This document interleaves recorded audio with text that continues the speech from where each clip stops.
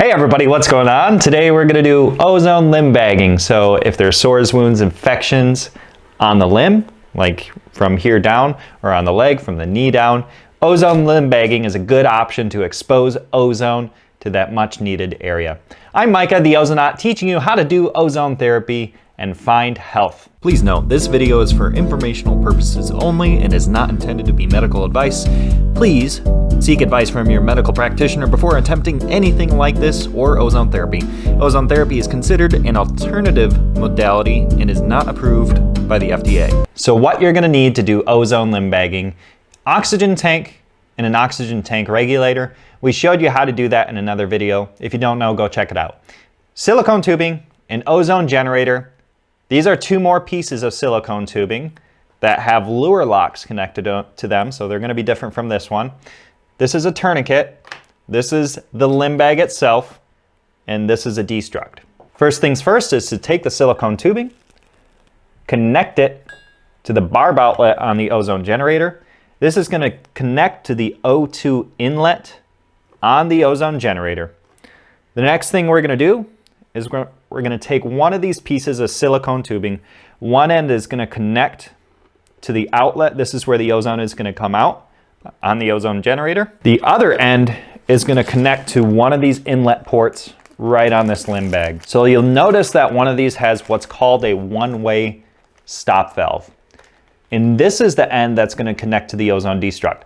Now, if you want to switch the ports, you can actually take this piece off and put it on the other one. But whatever piece this one is on is the one you want connected to this ozone destruct. And this is going to neutralize the excess ozone so you're not breathing it, that any ozone going through this bag is going to come back out and get filtered through this, which is going to destroy the ozone. That's why it's called the destruct. So we're going to take the other silicone tubing piece.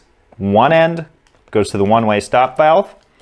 The other end gets connected to the ozone destruct. So now you actually want to put your arm, your leg, whatever limb you want into the bag so that we can expose it to the ozone. So I'm going to put my arm in. So I'm taking this drawstring and doing it as close as I can to the skin so that it's almost closed, but it's not quite there. And that's what our tourniquet is for. So the tourniquet is another piece, and this is a lot easier if you have two people. You know, if you're in dire circumstances and you know your cat friends are not able to help you, you can always use the tourniquet to get it a little bit tighter on your own, but it is much easier if you have two people. I don't need you.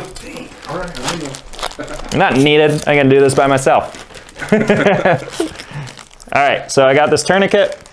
I just take it. It doesn't need to be super tight, you know, just tight enough to where we're creating a seal. You don't want to cut off your blood supply. So the next thing we're going to do is turn the ozone generator on, and we're going to select a concentration. So we're going to start making some ozone in just a second. Referring to the Madrid Declaration on ozone therapy, which is more or less the authority on ozone and how it should be done, they wrote for ozone bagging or ozone limb bagging, concentrations of 60, 40, 30, and 20 micrograms per milliliter, or gamma, are used for periods of 20 to 30 minutes, depending on the stage and evolution of the lesion.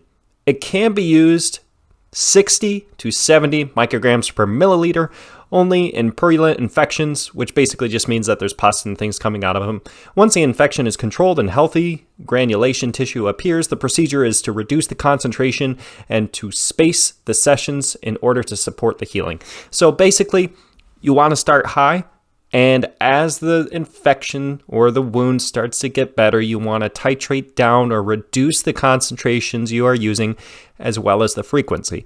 Now, this is a little bit vague as to what the exact protocols are, but that's because if you're referring to a medical practitioner who's telling you to do this, they should have some guidance on what to do, but basically they just kind of eyeball it and see what exactly is going on with the infection of the wound. And as it starts to get better, they start to reduce the concentrations, and there is good reason for this, so you should pay attention. So for today's purposes, I'm going to choose setting 8, which is going to give me 40 gamma. Now in this side, you're going to see settings 1 through 11. Those correspond to the regulator. On the regulator, when I dial this knob right here, there are settings 1 through 11 as well. And if I choose setting 8, I'm going to automatically start creating 40 gamma. That's the strength of the ozone, or commonly called 40 micrograms per milliliter. So now I'm actually generating the ozone, but you might be wondering what this one-way stop valve is for. This is so I can actually turn it off so that the gas cannot flow out. So if I want to fill this bag up, making sure there's a lot of gas, I can turn this one-way stop valve off.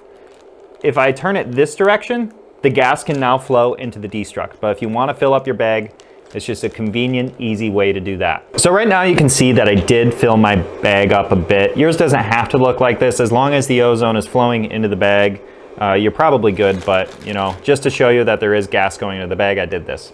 So when I'm done with my ozone limb bagging session, what I'm gonna do is turn my ozone generator off, and then I'm gonna change my regulator to 0.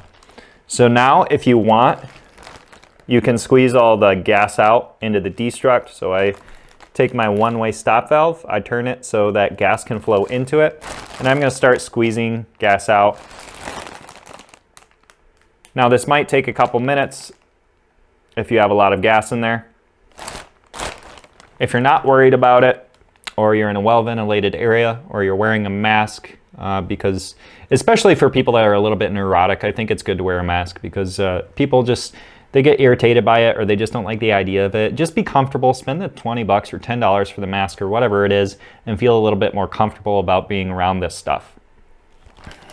So for me, it doesn't really bother me.